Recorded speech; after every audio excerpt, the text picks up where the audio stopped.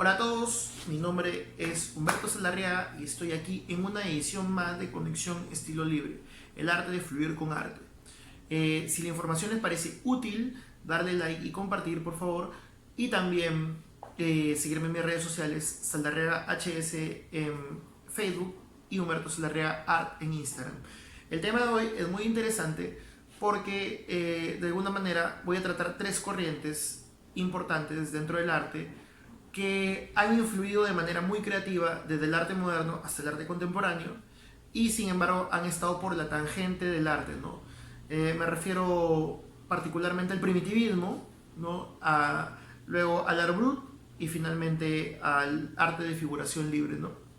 Que son artes incluso que a mí me sirven de mucho, ¿no? Yo los integro a mi estilo.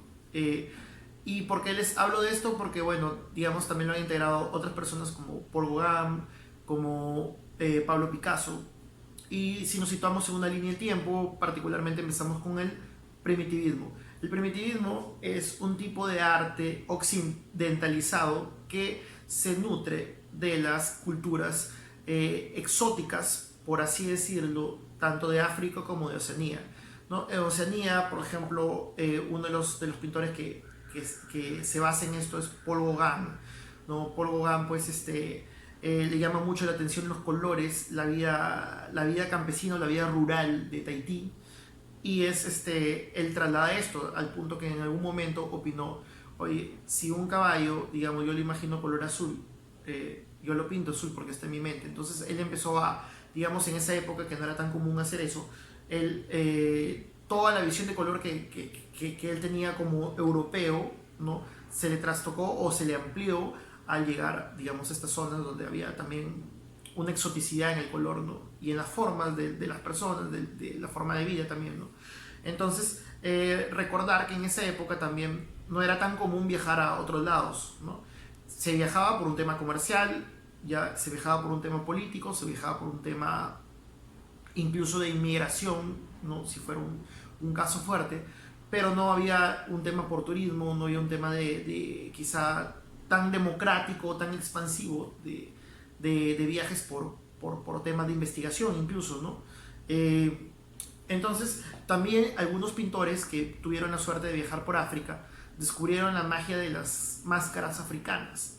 En el caso de Paul Klee, en el caso de Henri Matisse, en el caso de Picasso, que les encantó este tema de representatividad mágico-religiosa que tenían las máscaras, el arte de la guerra también, que empleaban, digamos, ciertas culturas o ciertas tribus africanas. También el intercambio comercial, ¿no? Digamos, los códigos, los simbolismos que ellos tenían, incluso el color de representación de las tribus, también se nutren o sirven al arte occidental. Es el caso tal de Picasso, por ejemplo, en 1907 pinta La señorita de Aviñón. Si ustedes ven los rostros de La señorita de Aviñón, se parece mucho a las máscaras africanas, digamos que él se fascinó con eso, ¿no? Entonces, ahí tenemos un primer componente que es el primitivismo, que prácticamente es un préstamo que hace el arte occidental de las culturas exóticas de Oceanía y de África para integrarlos a su propio arte, ¿no? Es un arte bastante también relacionado con el arte naif, con el arte infantil, ¿no? Entonces, que eso, por ejemplo, Paul Klee tiene mucha experiencia en ello, ¿no? Eso, digamos, es parte de, ¿no? Nos trasladamos unos 50 años más allá, más o menos llegamos a 1960 y ya las escuelas de arte terapia, ya la educación artística se había instaurado, digamos, en colegios.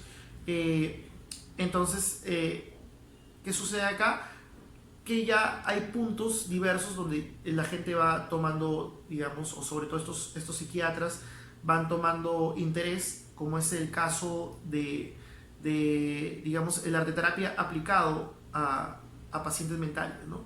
Entonces, uno de esos pacientes que no tenía nada, digamos, grave, pero, digamos, era un paciente muy consciente y todo esto, hablamos de Jean Dubuffet, descubre lo que era el art brut, el arte marginal, por así decirlo. ¿Y por qué le llaman arte marginal?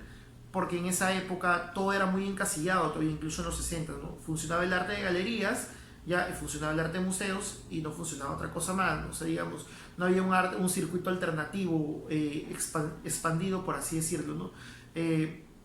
Era mucho, cada arte está muy encasillado, cada arte no se mezclaba con otro tipo de arte, ¿no? Eh, Sin embargo, había muchas corrientes. Y una de estas corrientes que salen es prácticamente el arte hecho y descubierto en asilos de ancianos, en orfanatos, en nosocomios, o sea, en sitios donde trataban a pacientes mentales, ¿no? El arte hecho por personas con habilidades diferentes, el arte incluso hecho por los mismos mediums, ¿no? Que en sus procesos digamos, donde se concentraban y llamaban a los espíritus los hacían dibujar, ¿no? Tal es el caso de una mujer que se volvió muy famosa con esto de dibujar porque sentía que el espíritu de su hija se le metía, y su hija ya estaba muerta, ¿no? Se le metía y ella dibujaba a luz de vela, no se ve lo que estaba dibujando, pero al final, cuando se daba cuenta, cuando recobraba la conciencia, había toda una composición, ¿no? Había estos casos muy, muy, muy fuertes, por así decirlo, en tema digamos, de experiencias, personas que habían perdido hermanos, hijos, ¿no?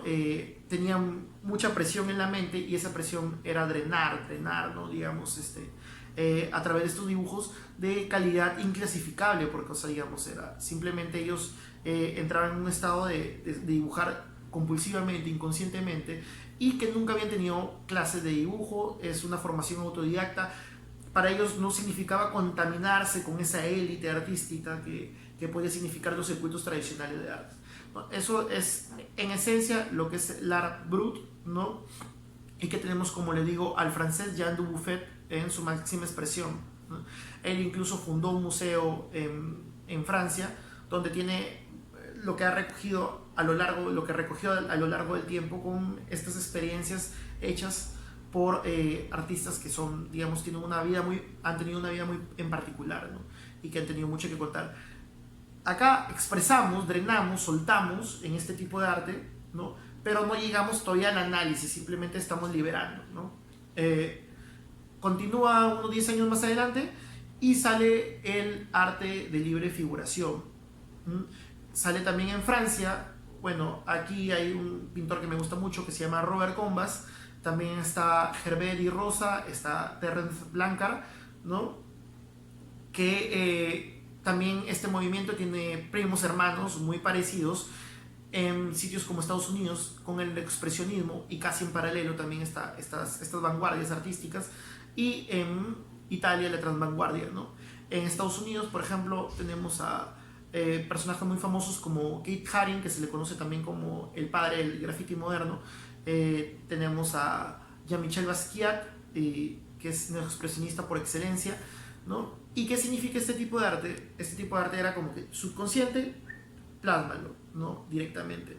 Este tipo de arte se basaba, por ejemplo, en frases callejeras, se basaba en frases populares, se basaba en música alternativa, ¿no? Se basaba también en en signos de protesta, se basaba también en simbologías, y, porque digo también inconsciente, porque era un arte muy convulsivo, un arte, digamos, donde el color podía ir sin sentido. Se le ocurría al artista poner una mancha de color en algún lado, lo podía hacer aunque no tuviera ningún significado en particular esa mancha, ¿no? Igual podía ser una línea zigzagueante en otra parte, y qué significaba, no significaba nada, pero era su subconsciente en ese momento, le decía, oye, haz esto, ¿no? Y también habían grafismos, podría haber, por ejemplo, el signo de un santo, o el símbolo de un santo, la representación de un santo, y al costado pues un Mickey Mouse, ¿no? Entonces eran como una especie de un collage que se hacía, digamos, en el lienzo o en la hoja en blanco, y que al final terminabas en una composición bastante interesante. Estos dos tipos de arte, los últimos, tanto el art brut como el arte de figuración libre, por sí solos, o sea, digamos, como partículas independientes, no significaban mucho, pero en composición en sí, sí tenían calidad artística desde el punto de vista de la crítica, ¿no? Entonces, ahí hemos llegado a 3 temas muy interesantes. Si alguna de ustedes se identifica con un pintor de ellos, digamos, háganmelo saber. También es muy bueno tener su feedback con nosotros o conmigo. Y en el siguiente capítulo vamos a tratar de otro tema también muy importante y ampliamente conocido, más conocido que estos 2 tipos de arte, o estos 3 tipos de arte. Me refiero al arte urbano o también conocido como street art, o mundialmente conocido como graffiti, ¿no? Claro que entre esos términos hay pequeñas diferencias, sin embargo, para que lo puedan entender, es eso en sí lo que voy a hablar en el siguiente capítulo, que también ha contribuido mucho a lo que es el arte contemporáneo y personalmente a mi arte. Si les gustó el video, por favor, darle like y compartir. También seguirme en mis redes sociales, Humberto Saldarriaga Art en Instagram y Saldarriaga HS en Facebook. Esto fue Estilo Libre, el arte de fluir con el arte. Gracias.